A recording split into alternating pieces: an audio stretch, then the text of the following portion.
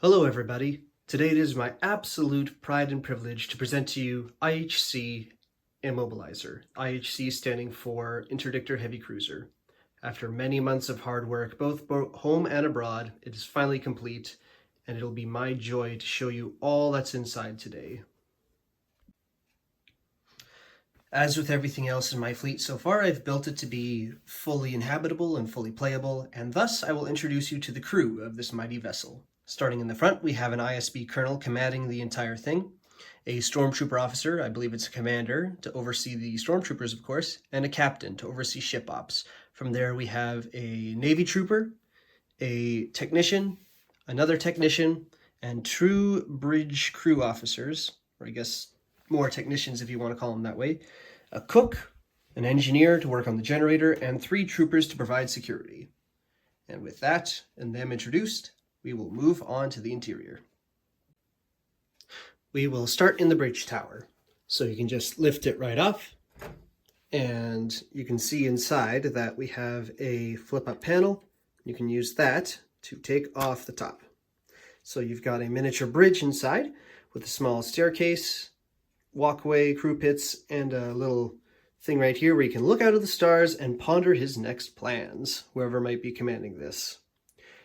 You can see that the tower itself is a lot smaller than anything on the ISD Extirpator, and that's already because the Interdictor's tower, there's no structure under it. It just sprouts right up from the hull plating, and thus is a lot smaller and hard to fit stuff inside. But I still think that there's a nice enough interior inside of this.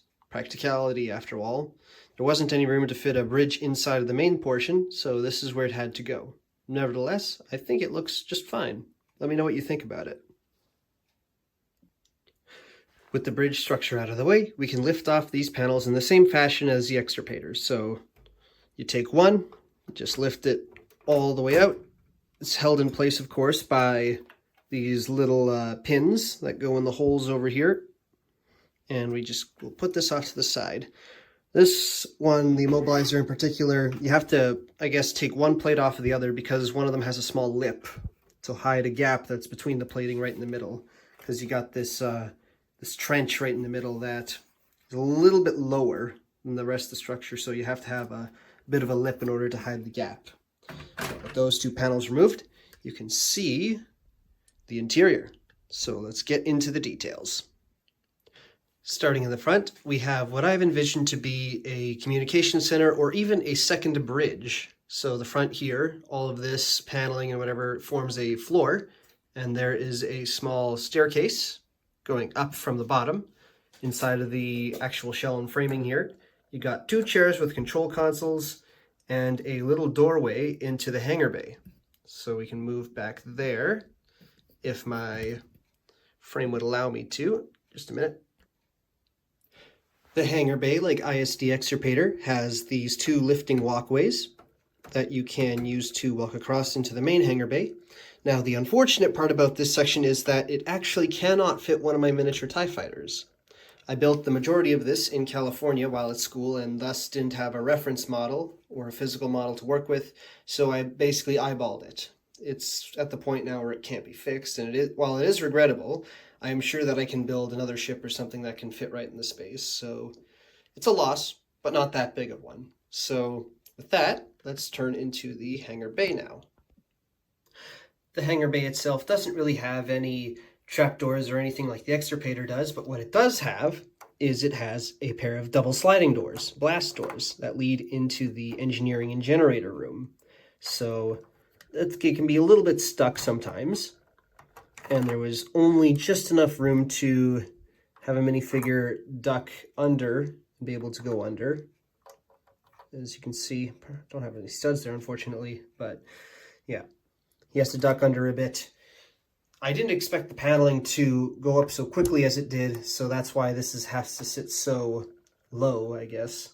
There wasn't enough room for the paneling to like slide up as nicely as it does without this being a bit lower. So I think it did well with what we had. Here we have the engineering room, by far my favorite in the ship. So we got control consoles on the top, nice railings, pits that of course lead out into oblivion, right through the bottom of the ship. And we've got a elevator or lift or whatever. You can slide it around like the ISD Extirpator. It's gun stuck, that's unfortunate.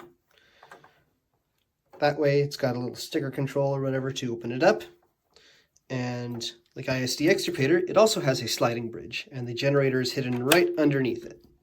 So let's get a view in there. I used one of the big Technic turnable pieces as the base on the bottom. So I was able to fit all sorts of piping and greebling in there, and it looks very much like a generator, I guess. So I enjoyed that. Let's move into the hallway in the back. The hallway in the back splits into two areas. I used the Space Collectible Minifigures base plate in the back here for a window, and the elevator just exits out right into it, and it leads into a table room. I'll show you that in a minute. And right here you've got a bedroom. So if you've got a cot, the guy does fit in here while the plating is on.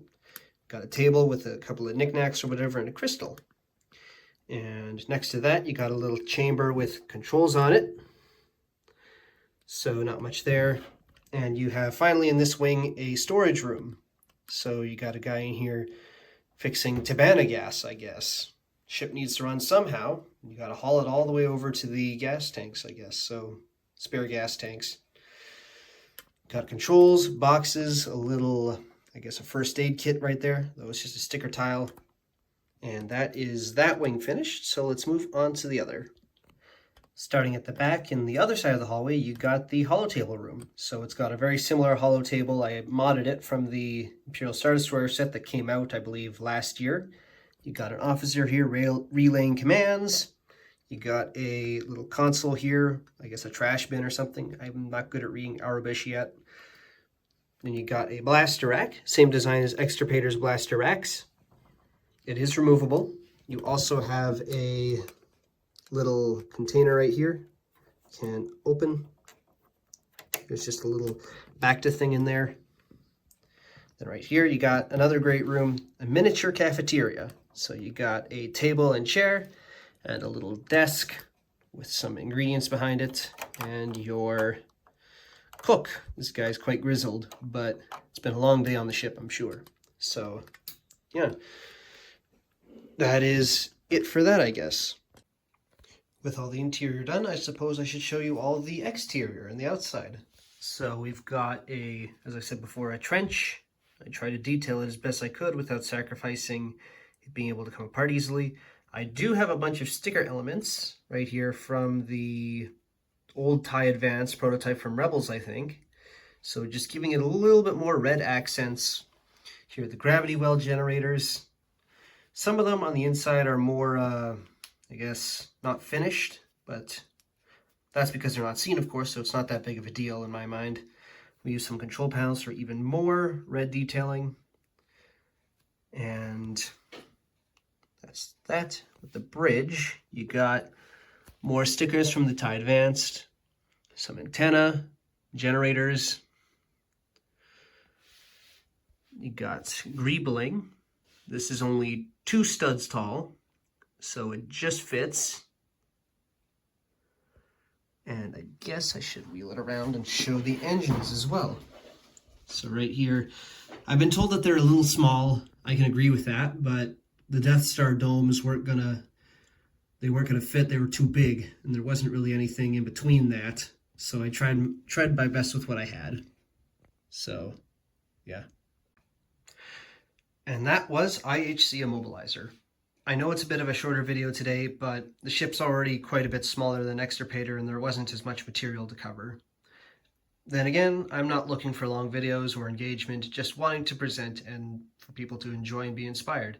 I've seen a lot of your comments and I'm very I'm very happy to know that people are being, in fact, inspired to try this on their own. But remember, Extirpator is being scrapped soon. It's hitting the shipyards in a few days probably after this goes out. And I've already finished book 1 of the instructions, so I'll be slowly building it from the ground up again. I thank you very much for watching as always, and I hope you have a blessed day. Soli Deo Gloria, and have a good one.